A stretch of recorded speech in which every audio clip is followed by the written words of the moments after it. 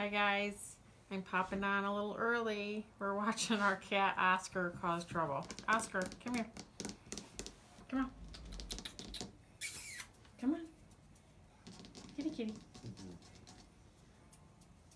He is a troublemaker, especially in the sewing room, which is exactly, see, he's going to jump up now and he's going to destroy all my hard work over there. Come on. He's afraid to jump because of the cords, I think. But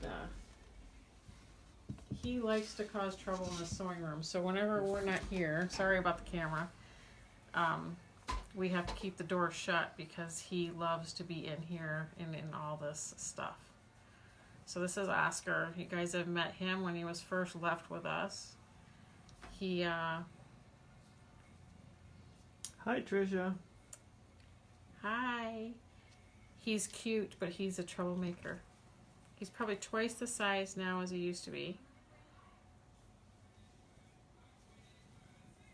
Getting more and more curious about the outside. We're trying not to let him out yet because he's just too small with coyotes and fox and all that stuff. See, he's going to try to climb on me now. Hi, Crystal. Hi, Crystal. Tonight, once we hit 7 and people are getting on, we'll start talking about putting your quilt sandwiches together and thread and how to set up your sewing machine to free motion quilt. So this is the best part for me. I love this part. Are you going to get down now? Huh? But Oscar was down here laying in one of my fabric bins a little while ago, and he's just causing trouble.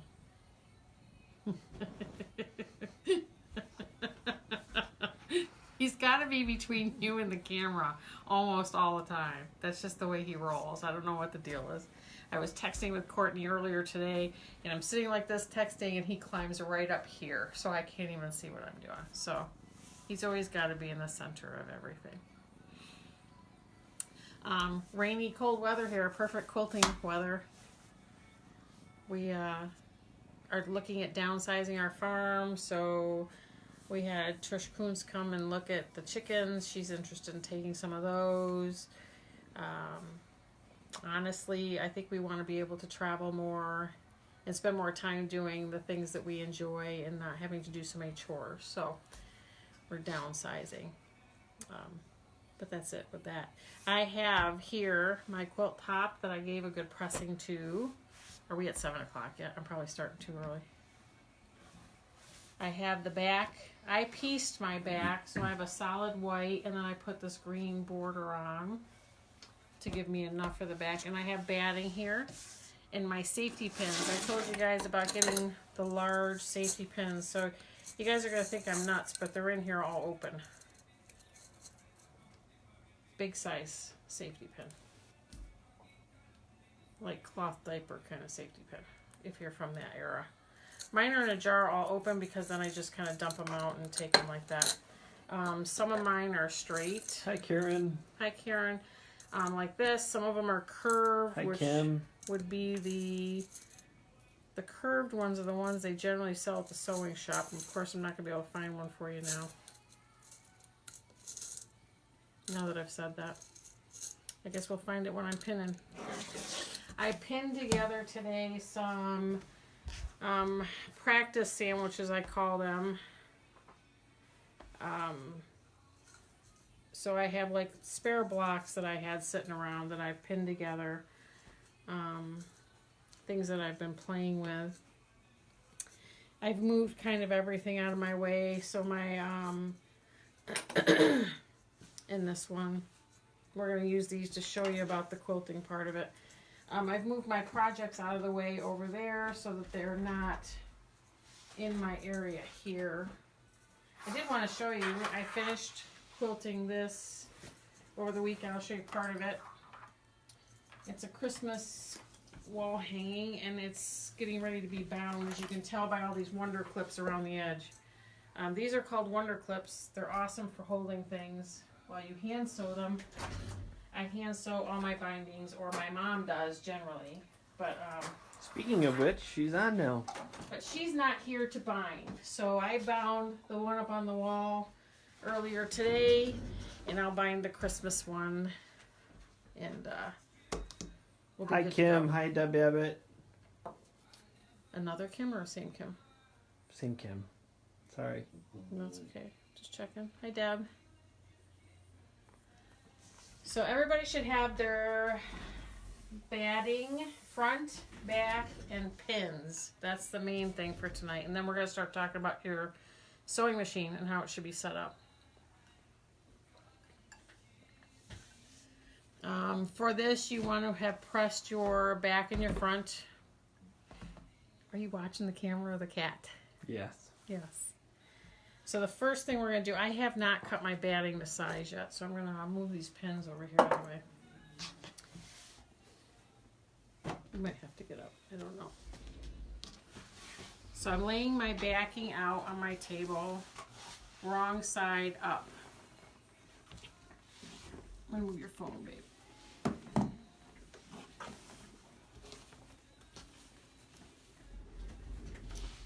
Wrong side up, and I'm lucky to have a large area to work on, although my island would probably be larger in the kitchen. And this is my batting that I cut off. I have a huge roll of batting down in my basement. I went down and cut this off. This is what the jar of pins is good for. I'm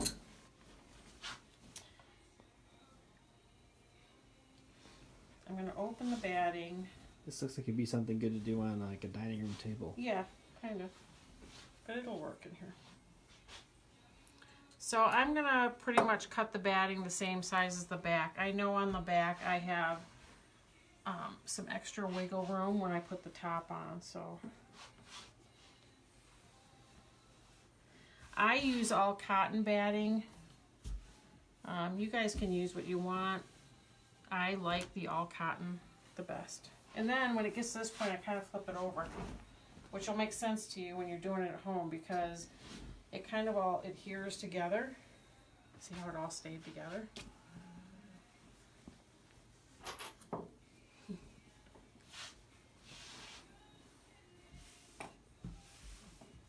And I'm just making sure I've got this flat on here. Some people lay this out on the floor. That would work too. I don't like getting down on the floor. That's why I got a long arm machine. Plus we have dogs. Plus we have dogs, yeah. They would just lay on it.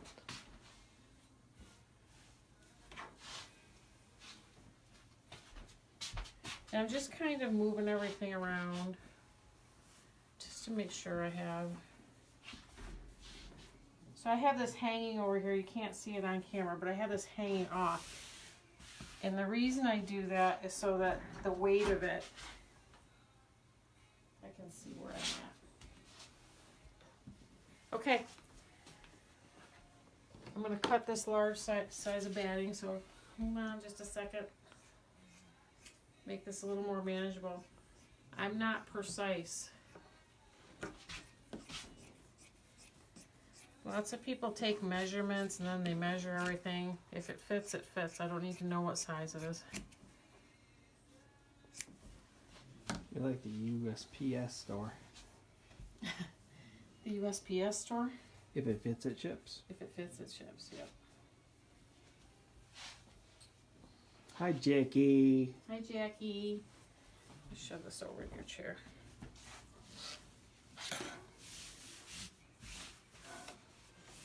I'm going to push this way again. Once you get it together, it kind of sticks together. So you can push it all at one time. And I'm just smoothing everything out. Making sure I've got... You want the batting sticking out. And then I'm going to make this as smooth as I can. Jackie says she loves the Groot shirts. Thanks. I have a new to me Jeep since last weekend. So Matt bought me this t-shirt with a Groot driving the Jeep. We thought it was kind of cool. Okay. So I'm going to go back to flipping this over. And I'm going to put this edge on top here because this is the edge that's closest to the batting, and it'll be the easiest way for me to line up the top.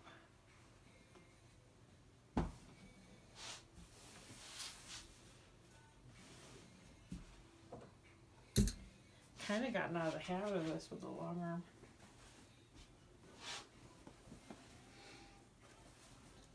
Just so you guys know, with the long arm you don't have to do all this.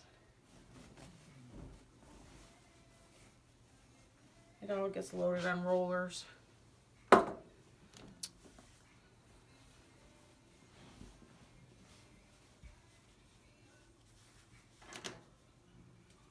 I made my back a little bit larger than the front. So I'm just lining up and I'm just making sure that as we go down,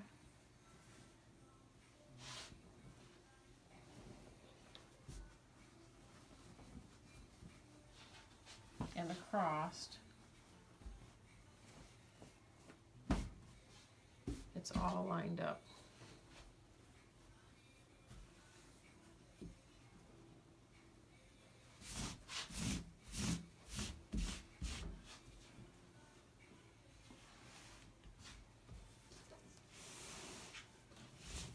If you've got a solid piece for your back, you don't have to worry about lining anything up. You just have to make sure that it's all on.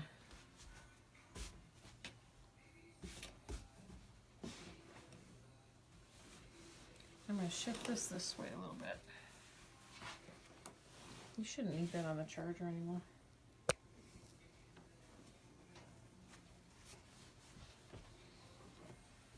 And I think I have it all lined up.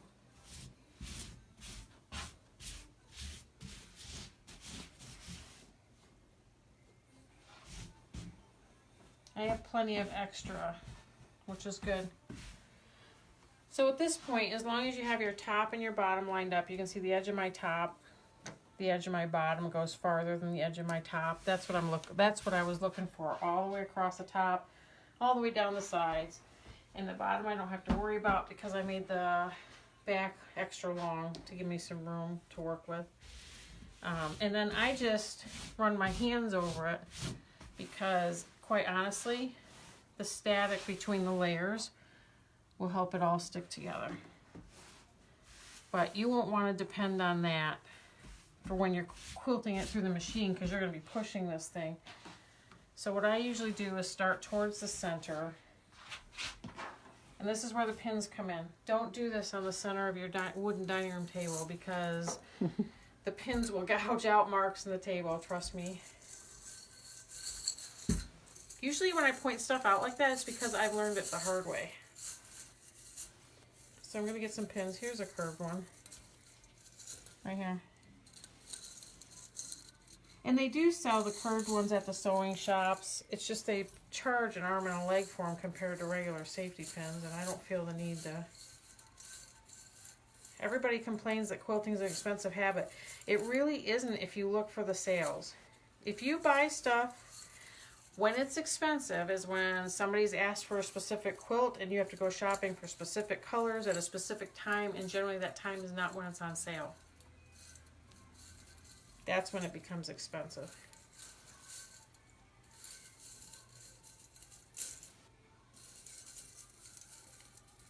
I don't recall having to fight with my pins as much, but honestly I haven't been in this jar very much. Okay, so I'm going to start at the center. And for me, because I'm making sure I'm going through all 3 layers. And if you want to check, you just reach underneath and make sure you can feel that pin on the other side. And you pin it. So for me, just because I'm fairly experienced at doing this, I'm going to put them like 6 inches away from each other or more. And this is a small project. If this was a bigger project that needed things to be lined up a little more securely, I would put them way closer together. But for me in this project, you know, every 6 inches or so is probably a good rule of thumb. The more pins you put in, the more often you're going to have to stop to remove pins so that you can keep quilting. Your mom says you're stupid. Oh, no, wait. She says stupid and then phone. What's stupid? Her phone. Oh.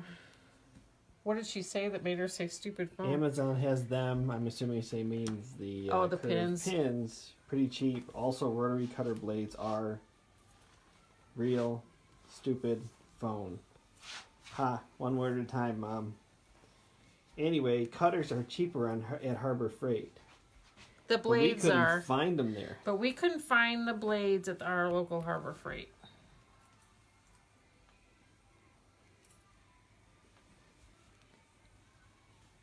The other thing I tried today was I have in one of my quilt boxes, I got this new kind of cutter. This is the Olfa, the new one, Olfa Splash, I think it's called.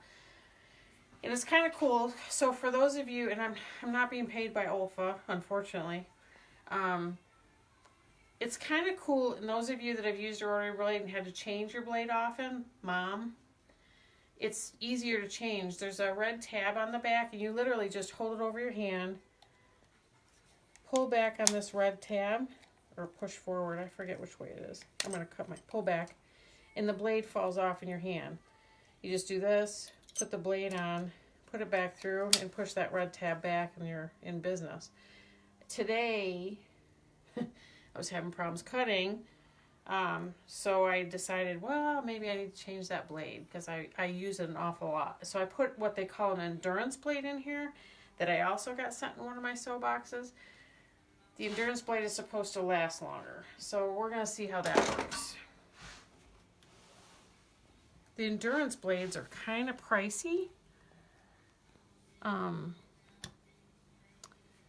So, I mean, if they're worth it, if they last longer, then that's great. But if they don't, then, you know, that's not. So, we were talking about the pinning. When we get to the edges, I pin all the way around. Pretty close.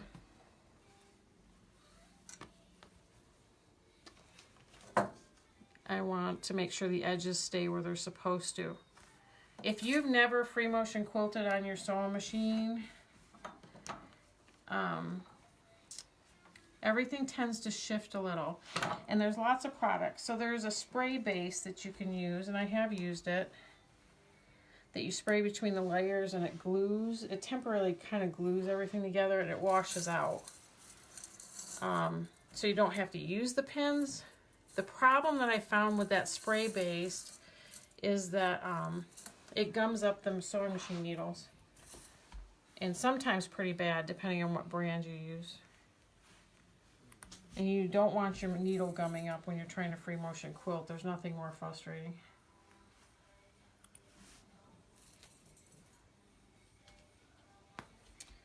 So I'm just working my way across the top part of this quilt. I don't know if you can hear her, but our dog is underneath here and she's snoring. She must be quite relaxed.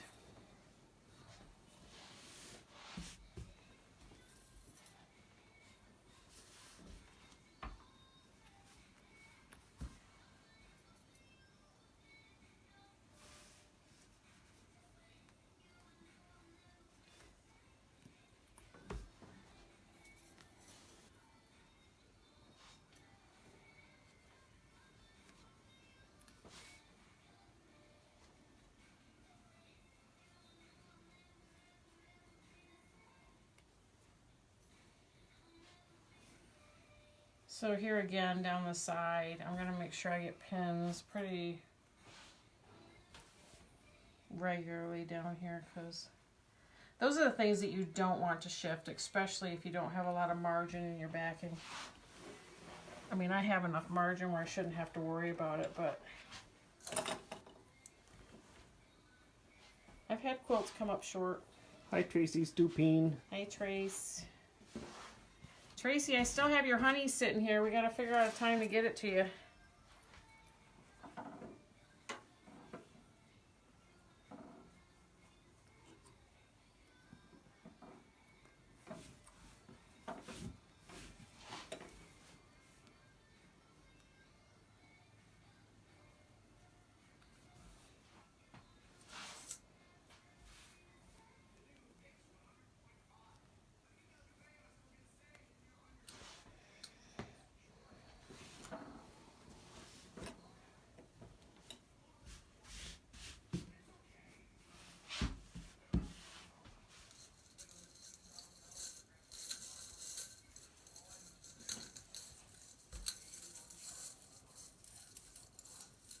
I mean, I don't ever remember fighting with pins as much as I'm fighting with them tonight. But again, I don't have to use these with the long arm.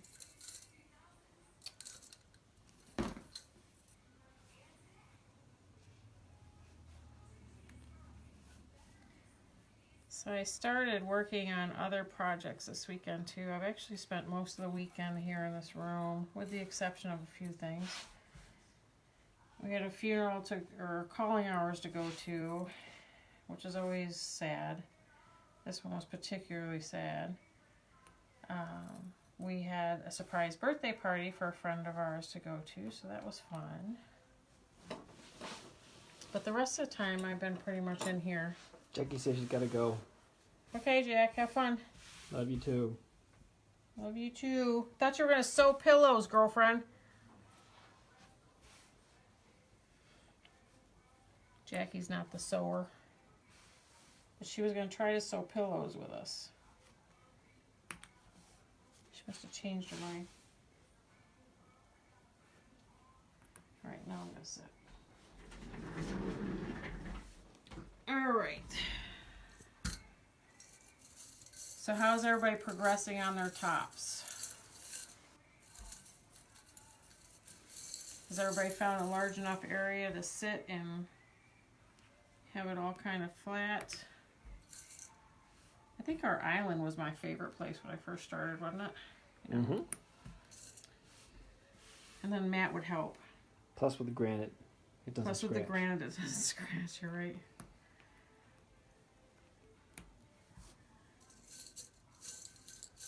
And I've done some pretty big quilts, sandwiched pretty big quilts on that island. King size kind of quilts. Why do you leave the pins open in the jar? They say it's easier. That's why I started doing it. Plus, when you go to take them out, it's easier just to open them and chuck them somewhere. But like I said, I don't use the pins as much anymore. Karen says she's a little behind, but she's catching up. Good. Well, you took a trip, as I recall. You went somewhere warm. I have my own warmth right now. I was just freezing not that long ago. Now I'm warm now. That season of life. Very seldom cold. And when I am, I do not stay that way for long. I'm almost done pinning. So as soon as I'm done pinning, we're going to start talking about your machines, because everybody's going to have a different machine. So I'm going to show you what I do on mine, and then we're going to talk about how you might or might not do that on yours.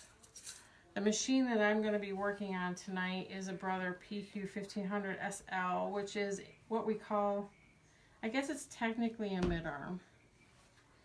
Kim says her top is completed. Nice.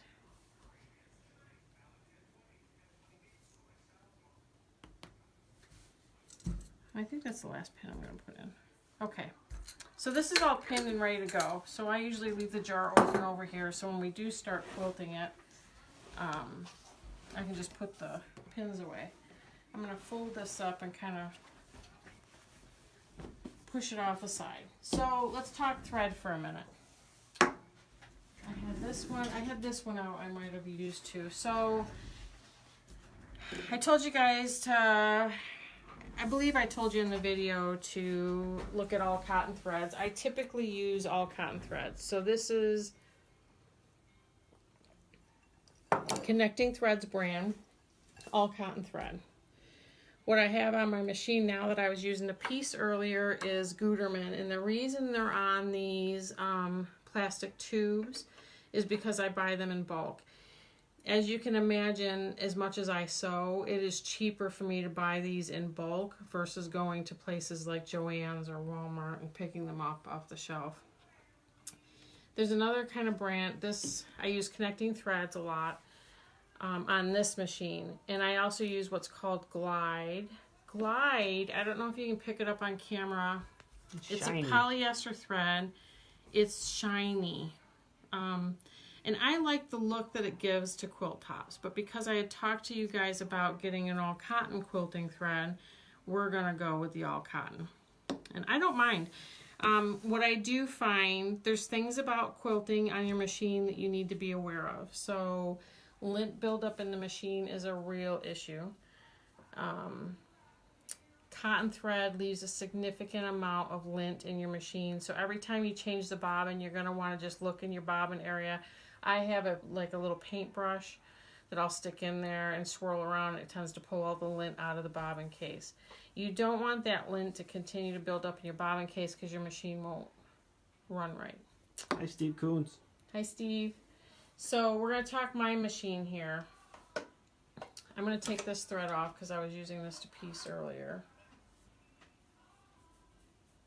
And I have to wind a couple bobbins too, so we'll do that. I'm assuming that most people know how to wind their bobbins. What I don't think most people know, so on my machine, I have a lever here that raises and lowers your feed dogs. So the feed dogs are these feet right here, these little teeth that come up and grab your fabric and move it through the machine.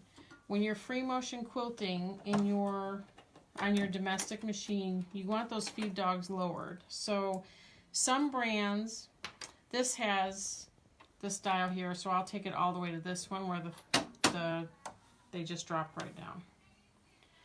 Some machines have a little lever here on the back and you just push it over and the feed dogs will go down. Other machines have different buttons that lower the feed dogs. You'll have to look at, if you don't have the button back here and you don't have a button up front, you'll have to look at your manufacturer's book that came with the machine.